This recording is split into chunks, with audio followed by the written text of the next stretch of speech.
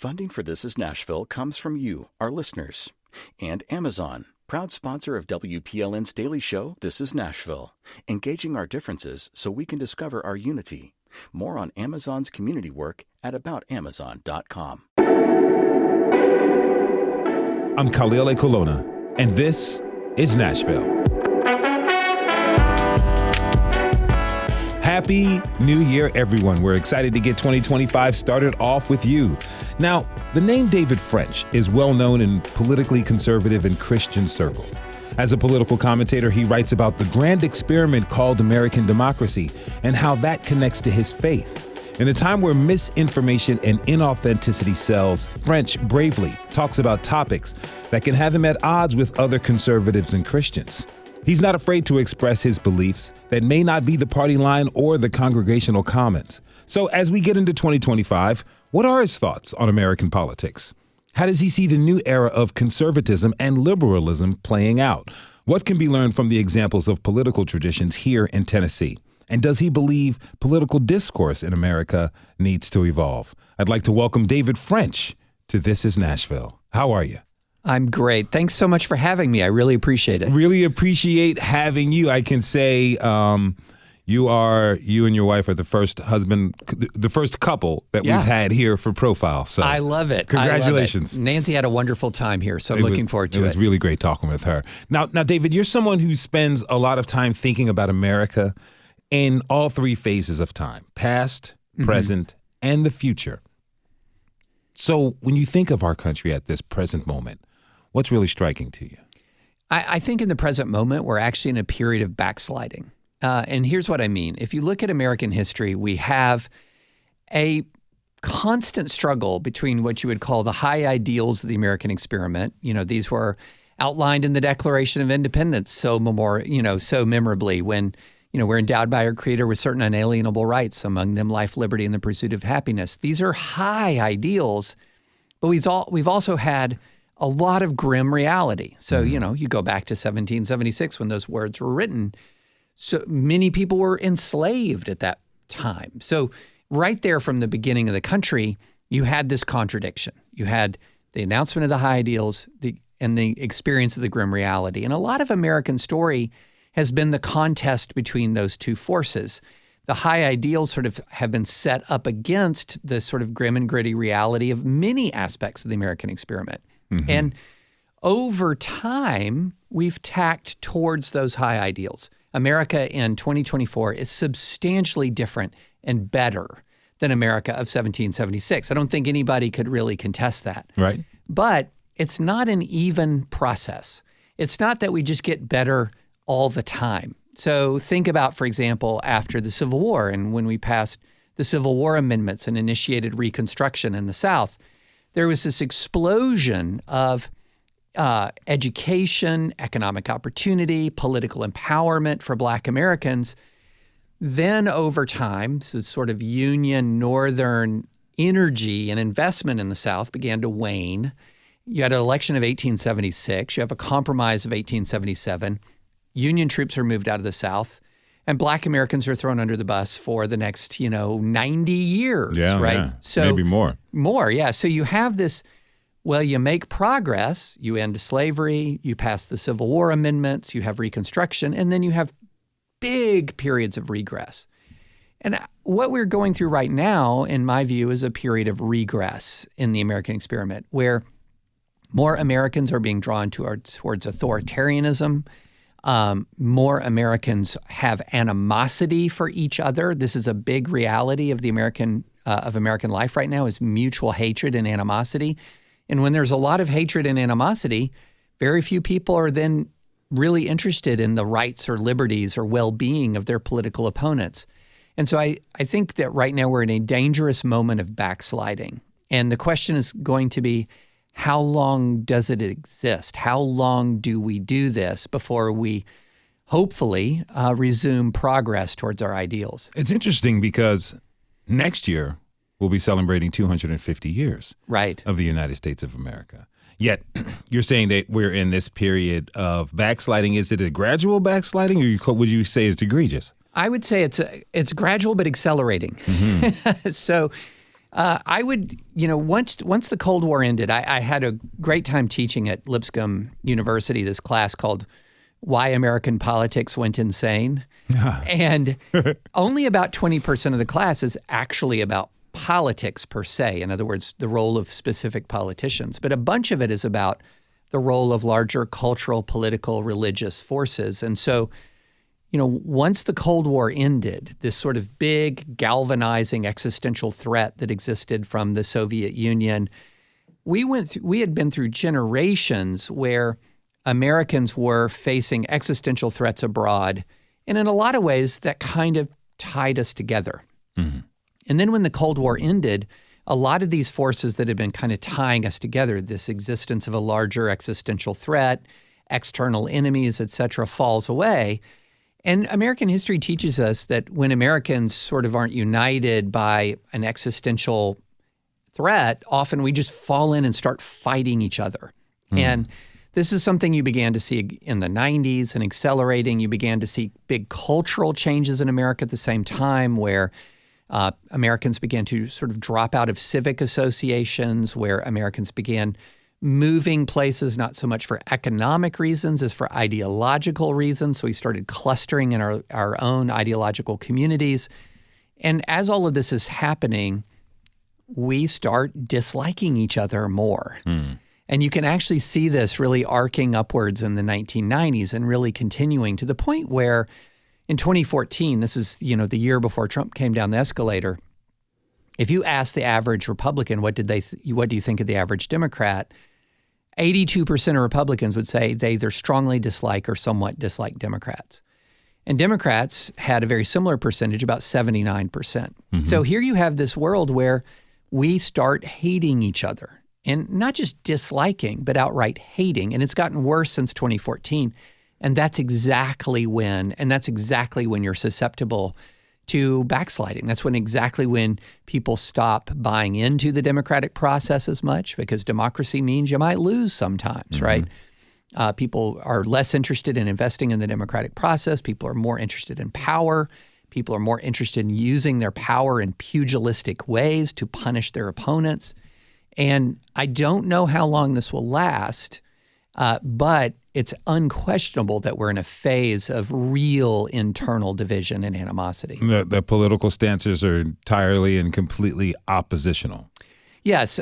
Almost any political scientist will tell you that the current state of our politics is something called negative partisanship. That's where, let's say, if I was a Republican, I'm a Republican not because I love Republican ideas, but because I hate or fear Democrats. And conversely, people might be Democrats not because they necessarily love the Democratic Party platform, but because they're really alarmed or concerned about Republicans. And that is a terrible way that is a terrible development for democracy. It's a terrible way to run a democracy because it eliminates incentives for compromise, for example. Why would you compromise with evil people? I mean, compromise is a swear word to them. It's a swear word, yeah, absolutely. So why would you compromise? When you have power, won't you use it to punish your enemies? And these are the kinds of dynamics that really do undermine our pluralistic democracy. What will that do to our political fabric should we continue this backslide? Yeah, I mean, look, there is such a thing as American exceptionalism, and by that I mean America is different in many ways from other countries, but we're all made from the same human clay. Mm-hmm. And even though we have checks and balances, even though we have an American constitutional tradition, even though we have a tradition of democracy, there's nothing that says that Americans are uniquely able to hate each other without collapsing into conflict, without collapsing into perhaps outright violence. And so this trend has to reverse itself, or we will face kinds of conflicts and divisions that might, make January 6th look like just a blip, And so I think that the momentum of the moment is towards animosity. The momentum of the moment is towards pugilism. And sometimes it takes leadership to reverse us out of that. Sometimes it takes terrible, bitter experiences to push us out of that. I think of this backslide and looking at 2024, the assassination attempt on President Donald Trump. I see the calls and worries of political violence, but I also look at our country. I have to look at our country honestly. We have been at war for a good part of these 250 years. True. It seems to be that culturally, violence is a form of communication, is an acceptable form of communication. I'm just looking at how we entertain ourselves. I'm a football fan. It's a very violent sport. You're looking at some of the top movies where the hero is someone who, in an act of vengeance, goes out and slaughters hundreds of people to save Right. his poorly, brutally murdered dog. Even in the language. How did your interview with David French go, Khalil? Oh, I killed it. It was the bomb. We talk in these violent measures. So what can we do? And that just leads me that makes me think of kind of where we're at morally. I'm glad you raised that, because I do think, one of the things about the United States of America is that we're a violent country, not just gun violence. So, when you talk about guns in the United States of America, what you're talking about is a situation where guns are being laid on top of a culture that's already pretty violent. So, for example, and more people are beaten to death or killed with just raw fists, much less like knives or bats or whatever, in America than are killed by all causes of murder in many other countries. So we're a country that has been, for a very long time, a more violent country, among the most violent of the advanced developed countries in the world. And so, yes, it's absolutely true that if you overlay increasing political animosity on top of a culture that already has a propensity to violence, it can be explosive. I mean, it's no coincidence that the deadliest war that we have fought in American history is the war we fought with ourselves. That's not a coincidence. And if you look back at American history, you'll see incidents, everything from the Tulsa Race Massacre to the Battle of Blair Mountain in West Virginia between striking coal workers and union-busting forces. And you can just go through American history and you can find time after time, whether it's the violence of the late 60s and early 70s, where at one point there was an average of more than one domestic political bombing a day in the late 1960s, that we have this propensity. We have this cultural vulnerability. And so it's so important that our leadership be proactive and exert moral authority to push against that cultural temptation. And politically, there's been a deterioration of decorum and grace. For sure. Like, I think of the conversations between William F. Buckley and Tennessee's own Gore Vidal. Two people on different sides of the political spectrum, but were able to communicate about these ideas, about what they felt, and leaders for their own groups in that school of thought. But it was one of respect. It was at a time of American respectability in politics. But that obviously, that time is long gone. We don't want to overly exaggerate respectability in the past. I mean, we do have multiple examples of vicious moments, but sometimes those vicious moments were a prelude to worse. So, for example, there were a beating a beating in Congress before the Civil War. You had bleeding Kansas before the Civil War. But it's absolutely the case that if you talk to anyone who's been around Washington for 25 years, 30, 40 years, they will say there has been a deterioration without question. And you can peg it to different kinds of moments. Some folks would say, in the early 1990s with the rise of Newt Gingrich, he began to very intentionally escalate rhetoric so that your opponent wasn't just too liberal anymore. He was Marxist. He wasn't just wrong anymore. He was pathetic or evil. And so the language began to escalate. And language really, really does matter. But I don't think there's any question that people with long experience will say in the present moment, there's less collegiality, there's less mutual respect, there's less concern for truth. There is a greater premium placed on inflicting pain on others as opposed to persuading others. You referenced earlier, I had killed it. Well, how many times do you see someone say a headline, something like, David French is destroyed by, Yeah. And so you see that a lot these days. It's so-and-so is embarrassed by, and there's all caps and all of this. And so what happens is, rather than placing a premium on persuasion, we're placing a premium on punishment, placing a premium on pain. And that is not a sustainable way. A strong democracy can endure periods of contention, but it's not sustainable. It has to pop out of it at some point, or it starts to fly apart. Some people would look at state politics and feel like the situation that the state is currently in, with having Republicans, conservatives have this supermajority, they feel like it's permanent.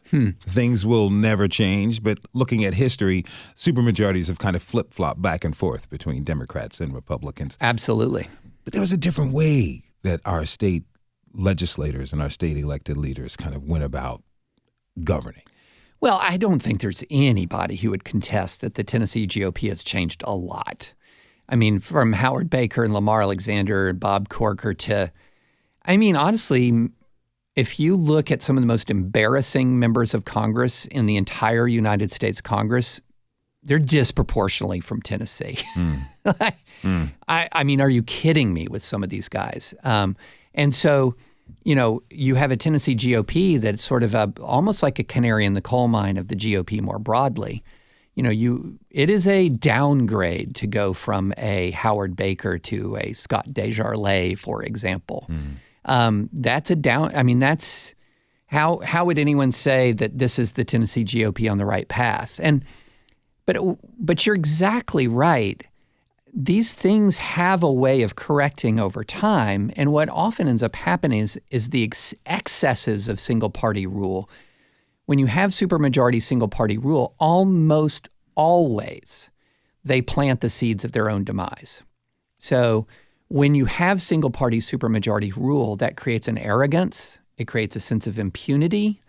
It spawns corruption, and eventually people get very angry at that. It's very interesting.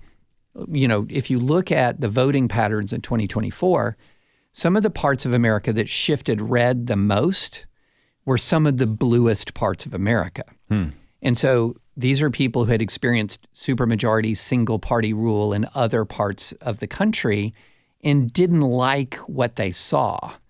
And I think the reality is democracy suffers over time without robust political competition between two competent parties. And anytime you have one party assuming an outsized role, start the clock ticking. Yeah. Just start the clock ticking, because there will be a reckoning. There will be a consequence of that single party rule. You said something interesting. Two competent parties. Yeah. I don't often share my own views too often on the show, but I don't feel like either one of the major parties are very competent right now. No, I would actually love to meet a smart person who would argue that they are. They're not. They're not. And part of this actually is the result of the single party rule that spread out across the country. So a lot of people come into national politics out of single party states. And so, if you've got people coming into politics in the Democratic Party out of California, they're used to ruling the roost. If you're coming out of you're coming out of Tennessee and you're a Republican, you're used to ruling the roost. And so I think that some of these skills about compromise, communication, we're losing them. We're losing them. The big sort, which is not a term I came up with, but comes up from a guy named Bill Bishop, a book he wrote about 20 years ago, which was so brilliant and prescient. And the big sort means that we're all living around people who are more like-minded. And that is poor preparation for participation and pluralism, because you don't even understand your political opponents. You have caricatures of your political opponents. And so you're walking into Washington as a warrior, not a legislator. And those are different mindsets. And so you can see it in how people are running, right? I'm running to take the fight to the other side. Yeah. I'm running as your gladiator, not your legislator. And that creates a poisonous poisonous sort of culture, but it is a natural consequence of the combination of sort of these single-party states and gerrymandering. And this has led for the thirst from no matter where you lie on the political divide to own the Dems, own the libs, or own the conservatives. Totally. So there's this phenomenon called the law of group polarization. This is coined by a Harvard law professor named Cass Sunstein. But he reviewed, this is about, again, almost 30 years ago, he reviewed all of the social science about groupthink. And what he found was that when like-minded people gather, they become more extreme. And so what that means is if you're living in a community where everyone thinks like you, check on yourself in about a year or 2 years, and you're going to be more extreme. Almost always, not everybody, of course, but almost always, you'll find yourself, if thinking yourself 2 years old, 2 years ago was a compromiser, weak. Now you're strong. This is a universal human phenomenon. You get a group of people together who are against gun control, and at the end of the conversation, they're going to be even more for gun rights. Get a group of people together who are for gun control. At the end of that conversation, they're going to be more for gun control. It's just what human beings do. And so you can start to see how these single-party states can go so wrong. We're going to take a short break. When we return, we'll continue our conversation with political writer and commentator David French. This is Nashville. We'll be right back.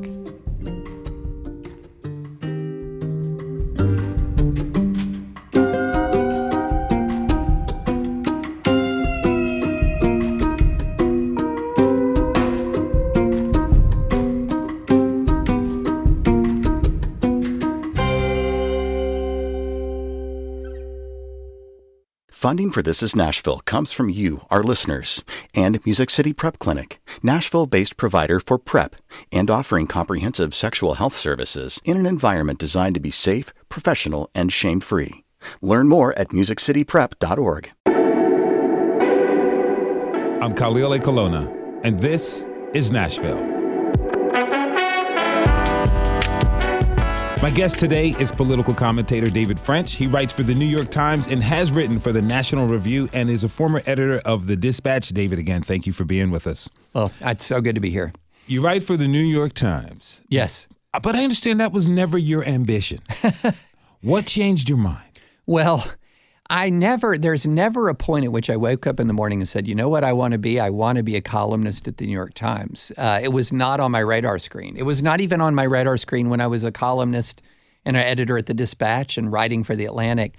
But Katie Kingsbury, who runs the opinion page and New York Times Opinion, came down to Nashville and met with me and offered me a job. And, you know, in my world, in my profession, this is a phenomenal opportunity. I mean, it's just it's a historic publication, arguably the most influential newspaper in the world. So for me, it was really a no-brainer. You know, you have an opportunity to write for, what might be the most influential newspaper in the world. And that's something you tend to say yes to. What's it look like when you get an assignment? Do you come to them and say, I've been thinking about this, this is what I want to write, or they look at an issue and say, hey, David, will you take a stab at this? Yes to both. Okay. Yeah, most weeks it's really, hey, this is what I'm thinking about. But when news events are unfolding, I also, for example, after October 7th, when Hamas attacked Israel, I have experience, served overseas in Iraq. I was a JAG officer, military lawyer. And so, tell David, we might need you to talk about the law of war angle or the internet, the law of armed conflict angles around the war against Israel's war against Hamas. Those kinds of things where my editors know this is an area where I have experience. They know that I've written about this before. They'll often proactively say, hey, this is something that we'd love to hear you on or read you on. But most days, there's an enormous amount of academic freedom, so to speak, when you're a columnist. Okay. And so most days it's just, what I'm thinking about. Now, you've been on this little winding road to be here, and I'm a fellow traveler of that strange winding road to broadcasting and journalism. I've grown to understand it's my experiences in life that really set me up for this job and it gives me this unique ability. What happened in your life that uniquely gives you the ability to do what you do and do it so well? Well, I'm glad you asked that question because you and I have something in common of that long and winding road. And so I spent most of my career was not in journalism.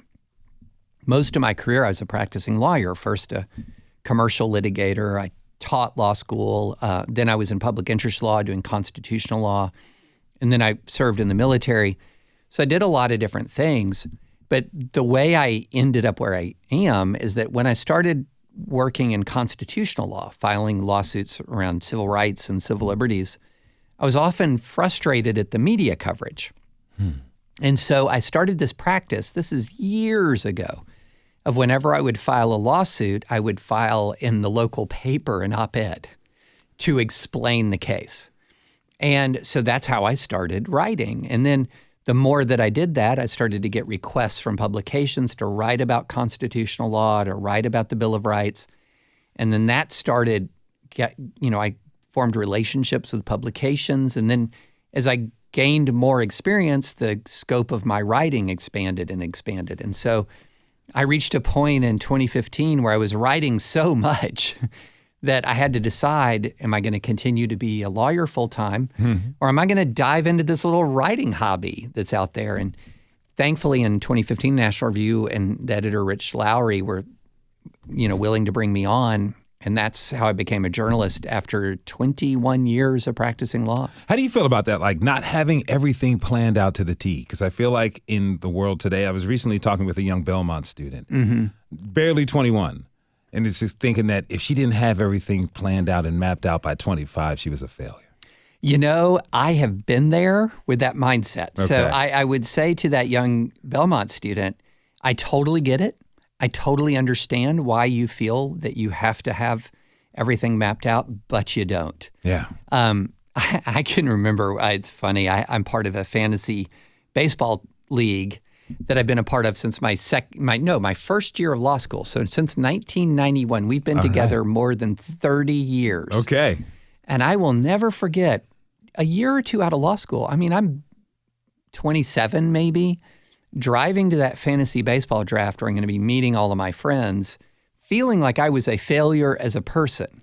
Because at age 27, I didn't feel like I was as well positioned as my peers were, that they seemed to be doing more exciting and interesting things than I. So I'm sitting there at age 27 feeling like a failure, which in hindsight is so silly. Yeah. But in the moment, it felt very real. But what I would say is be patient with yourself and be open to new experiences. Because, and both of those things are important. Because if you're not patient with yourself, if you're saying, I have to go now, oftentimes you'll tunnel vision.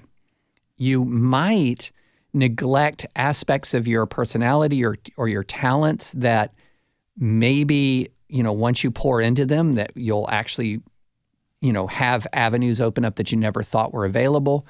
So you got to be patient with yourself and be open. New experiences, I think, are almost always a net benefit. Gaining experience, gaining insight, seek out people who are different from you, seek out places to go that are outside of your comfort zone. And then the last thing I would say is enjoy the process. Because I don't know when I'm going to say I'm at my destination. Yes. Right? Yes. But enjoy the process of it. Enjoy gaining knowledge. Enjoy forming relationships. And I would say also take your time getting there because we live in this society. You said something about being well-positioned and thinking about what it means to be well-positioned in 2025. You have to not only have your main gig, but almost all these other side hustles. You have to have this appearance as if you have 8 arms and 8 legs and you have the ability to do so many things. But I think what we don't see behind the images in magazines and social media posts are the fact that people are depleted when they do that. Absolutely. One of the unfortunate aspects of the influencer era is that we have become saturated in curated images of other people.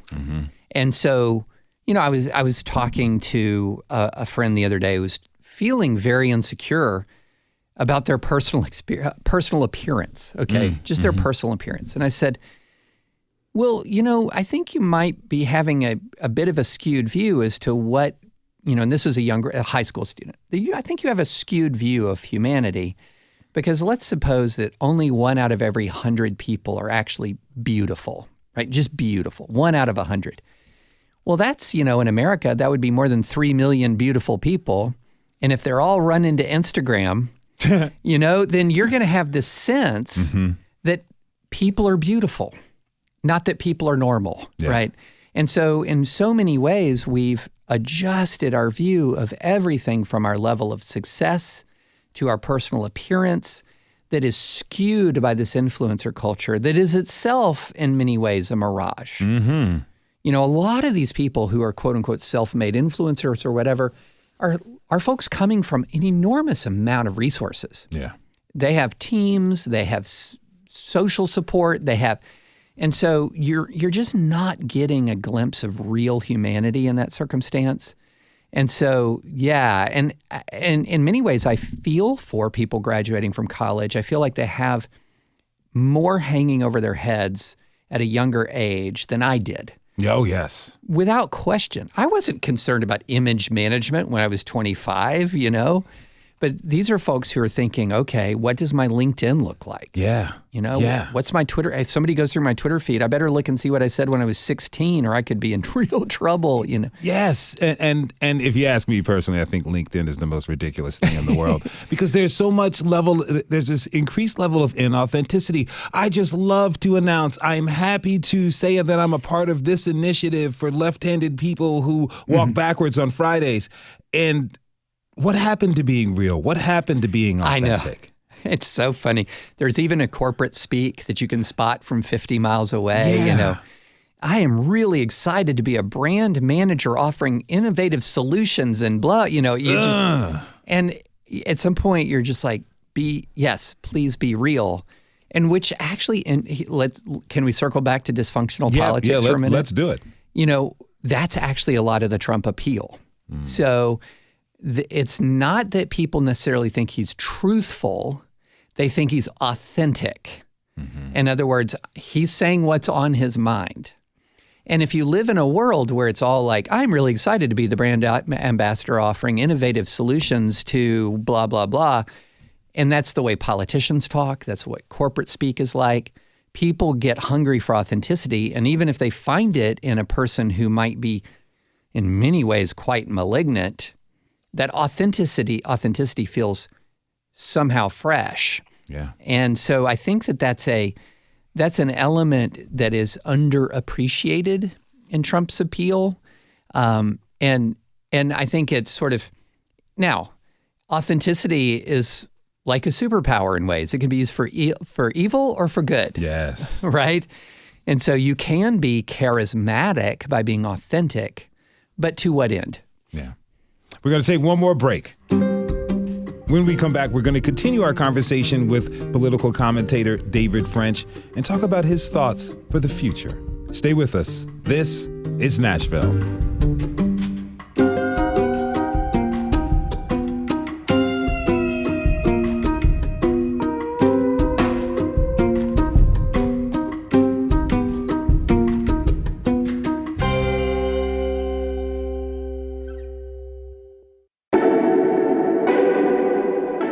I'm Khalil A. Colonna, and this is Nashville. I've been talking with political columnist David French. We've been discussing Tennessee's history of statesmanship, as well as the current state of affairs pertaining to our politics. Now let's take a look at the future. You wrote in a New York Times piece on August 24th, titled, "To Save Conservatism from Itself, I'm Voting for Harris." And in it, you write something interesting. Quote, "It's fascinating to me that there are voices online who still claim that a person can't be Christian and vote for Democrats. When the Trump campaign watered down the Republican platform on abortion to such an extent that it's functionally pro-choice, earlier generations of the pro-life movement would have not tolerated such a retreat. they would have made it clear that there were some principles Republicans simply can't abandon without becoming a fundamentally different party, end quote. I want to talk about the possibilities of a different party. Right. Or a new party, because I feel like this election was a partial rejection of the status quo. Yes. And, we know that from the election results, the Democrats are doing the soul searching. Every time there's an election, the losing party supposedly goes through a retreat. They do soul searching. They ask questions of themselves. Unless you think you won and stormed the Capitol. Well, there's that as well. I'm thinking of the Republicans in 2012. Well, We're going to do much to bring in black men and everyone else. I think like many old school William F. Buckley type conservatives don't feel like the Republican Party represents them anymore in this modern. Do you see a possibility of a third or fourth party emerging? Remote possibility. So I think that what you're going to see is the Democrats right now are doing a lot of soul searching, and I think that's very healthy. It's painful. It's painful, but it's healthy. When a party does not do soul searching after it loses, that should be a warning flag. Okay. So the fact that the Democrats are doing a lot of soul searching, I think, is actually a hopeful sign that they're on the way back towards competence. Because if they look at what's happening with clear eyes, they'll be able to see that there are some things that they need to change. But a lot of it, that requires courage, and it requires the ability to say words that, I don't know if you, when you were younger, you watched the show Happy Days. Oh, yeah. You remember how the Fonz could not admit that he was wrong? Yes. I was, I made a mistake. He couldn't do it. If you have the courage to say I was wrong, if you have the courage to say I made a mistake, that I misjudged the moment, or, if you just have the courage to admit fault in yourself and in your own institution, that to me is the beginning of positive change. If you're always going to deflect, it's other people. Well, we lost because you people are so horrible.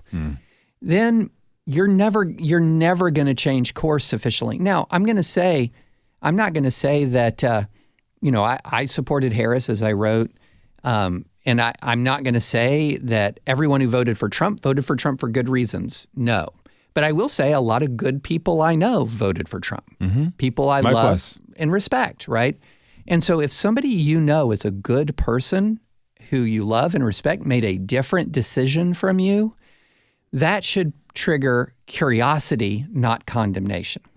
So, but again, I'm not naive. I know there are a lot of cruel people who make decisions. I'm not as curious about a cruel person's reason for cruelty as I am curious about a good person, an honest person's disagreement with me. And so now I do have curiosity about cruelty in general, like why does it happen, et cetera. But the people I'm really interested in hearing from in this moment are the people I love and respect who reached a different conclusion. And one of the things that they will say, the people I love and respect who reached a different conclusion, that is a very powerful statement, is they will say, I have real problems with the way the status quo is functioning and the establishment is functioning. And the only option that I had to deal with the status quo or to change the status quo was Donald Trump. And it reminds me of this dynamic that happened that has been happening for about, not coincidentally, almost 10 years, ever since Trump came down the escalator. So let's suppose you're dissatisfied with the status quo, but you also really think that Trump is a worse alternative. So this is where I was. I was not exactly happy with the American status quo, but when Trump came down the escalator, I thought that dude is not the answer. So what do? If you criticize the status quo, as soon as Trump became sort of the leading guy in opposition to it, every time you criticized it, a lot of people would say you're helping Trump. Yeah. Right? But what that then led a lot of people to do was not to criticize the status quo so as to unite against the larger threat, what they perceived to be the larger threat of Trump. But that left a lot of people who had profound dissatisfaction or had been harmed by the status quo with who's speaking for us at all. Yes. Right? And so that's why it's so important not to get locked into a partisan frame. You cannot be thinking every time you sit down to write, every time you speak, you can't be thinking, who is going to be helped by what I say? You have to think, what is true? can I say what is true? And then, if I say what is true, don't then if you're not saying what's true because you're sort of wargaming out all the consequences of telling the truth, that's in a bad place to be. Just tell the truth. And it seems to be like what we talked about earlier, this zero-sum game of how we approach our politics. Right. I win, you lose, you win, exactly. I lose, right. And we're gone. And the substance, not only do the American people and our democracy suffer, but the substance of the arguments of political debate suffers. I mean, it really reminds me of the 2004 Mike Judge movie, Idiocracy. Mm-hmm. This past election cycle that we were in. It's like it's full of reels and quick hits and not much substance and policy. And you write about this in the same article. Quote, "It becomes even stranger to claim that Christians can't vote for Democrats when the primetime lineup at the Republican convention featured an OnlyFans star, a man who publicly slapped his wife, a man who pleaded no contest to an assault charge, another man who had sex with his friend's wife while the friend watched, and that's not including any reference to Trump himself," end quote. But I could say that the Democrats are dealing with the same thing. When I turn on a rally and I see rappers twerking on stage when I'm wanting to hear policy because the election's so close, I don't feel like either party is taking me as a potential voter seriously. Yeah, well, that's right. And to sort of close the loop on the third party idea, my thought is unless the parties become more responsive, if they become more responsive, they can quiet the demand for a third party. But you cannot remain unresponsive forever and use your raw political power to suppress demand for a third party. And a lot of what's happening right now is that the parties are not terribly competent, but they are very good at one thing, and that is suppressing a third party. Mm-hmm. That is not sustainable over the very long term if they can't meet the needs of the American people.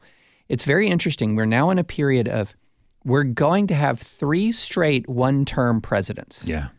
That's not normal in the modern American political era. That's an aberration. Mm-hmm. And so what that tells you is neither party has figured out how to appeal for any lasting amount of time to the American people. And it's actually more unstable than that, because if you go back to, so Bush wins re-election in 2004, wiped out in 2006 in the off-year elections. Mm-hmm. Obama wins in 2008, wiped out in 2010, wins re-election in 2012, wiped out in 2014. So we're really doing an every 2-year back and forth, which is exactly what happens when neither party has a real sustainable appeal to the American people. So either we're just going to keep doing this ping pong thing, or somebody's going to figure this out. That's what I'm saying, that the possibilities of a third party, maybe David French and I will start this third party. Let's do it. I'm thinking like what would it take? What would you like to see if a third party were to emerge? What would you like to see it made of? What is its foundation? I love this conversation. What we're seeing is that the far right and the far left are becoming very much like each other, and the center right and the center left are actually becoming like each other as well. Mm-hmm. But the parties are more captured, the institutional parties are more captured by the base than the center. So if you're going to look at an American political realignment, it is no coincidence that what you've seen is a lot of movement from more far left figures to Trump. And you've seen movement from more center-right figures towards like mainstream Democrats. Mm-hmm. And so that's no coincidence, because culturally and attitudinally, the extremes are very much like each other. And culturally and attitudinally, the center-right and center-left are very much like each other. But here's the thing that's preventing this alliance from cementing. What are the issues? What are the issues where where you can have a realignment? Because if you look at a previous American past, the Republican Party arose in the antebellum arena. It had 2 big causes: confronting slavery and polygamy. So it was centered around an idea, an issue. What's the issue? This is one of the things that causes a lot of problems when we're talking about how to heal American divisions, because if you look at the dynamic in America right now, about 1/3 of Americans are highly partisan activated people. About 1/3. They cannot get enough of dunking on their opposition, hating their opposition. And then 2/3 are the exhausted majority. This is a term that comes from a group called More in Common that has surveyed American attitudes. So 2/3 of Americans don't like the status quo. 2/3. So you think, well, right there is your recipe for reform. If I can appeal to the 2/3, don't I win? But here's the complicating factor. The 2/3 doesn't agree on policy. Yeah. They agree on temperament and attitude. They don't agree on policy. And so as soon as you get some members of the exhausted majority together and you say, hey, we need a movement to rescue American politics, everyone's like, yes, let's do that. We need more conversation and less fighting. Yes. We need more compromise. Yes. Okay, now let's write our third-party platform. And then everything falls apart. Yeah. Because the exhausted majority comes from the middle, the right, and the left. And so that's actually one of the more interesting impediments to a third party right now is what are the issues that they can organize around when the reality is a lot of people are upset about the attitude of our politics as much as they are about the issues. So we have big consensus that the attitude needs to change. We do not have consensus around the issues. Do you think people would have the patience to be willing to have substantive conversations about the issues where there's these huge disparate gaps, given the fact that they're so frustrated? It's so hard. It's so hard. Basically, what we're in a dynamic is if someone is part of that highly partisan 1/3, and let's say you're on one side and I'm on the other and we're in that group, the way that we're going to conduct this conversation is I'm conducting it for the sake of in some way beating you or humiliating you and then showing that to all of my supporters. So my entire incentive into the conversation is to defeat you in some way it's not a normal human conversation. When the 2/3 gets in a room, they have a normal human conversation. They'd be like, where do we have common ground? Oh, I disagree with that, but we can agree here. And that's where the 2/3 are. The 2/3 doesn't dominate or even often participate in our political process. And so the key is waking up the 2/3. When I think of those 2/3, and I get it, I totally get it. It's like Homer Simpson in the GIF where he's got his eyes wide, he's slowly back into the shrubbery. Oh, yeah.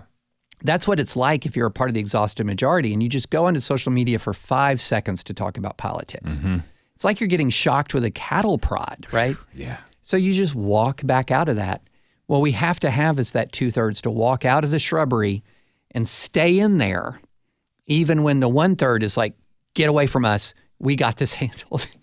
The 2/3 has to stay in there and exert their will. Really quick before we go, the certification of the presidential election results from 2024 are happening tomorrow.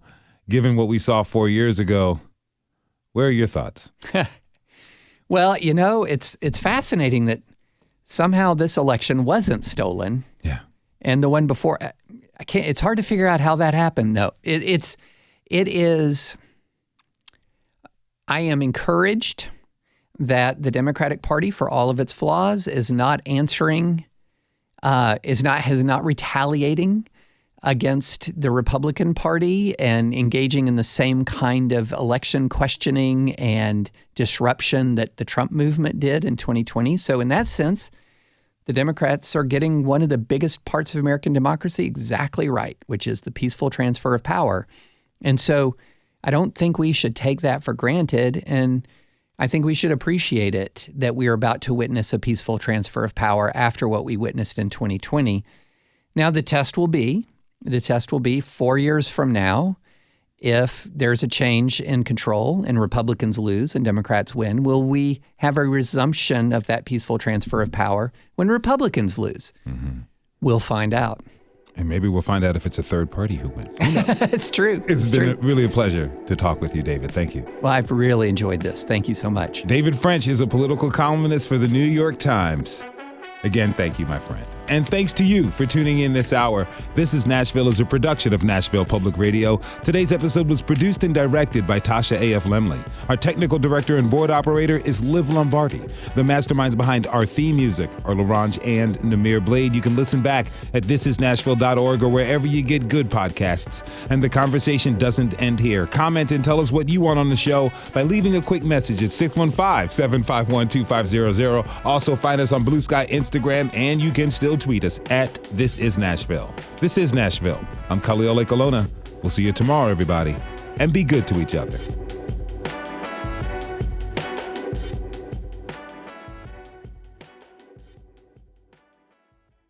Funding for This Is Nashville comes from you, our listeners, and Amazon, proud sponsor of WPLN's daily show, This Is Nashville, engaging our differences so we can discover our unity. More on Amazon's community work at aboutamazon.com.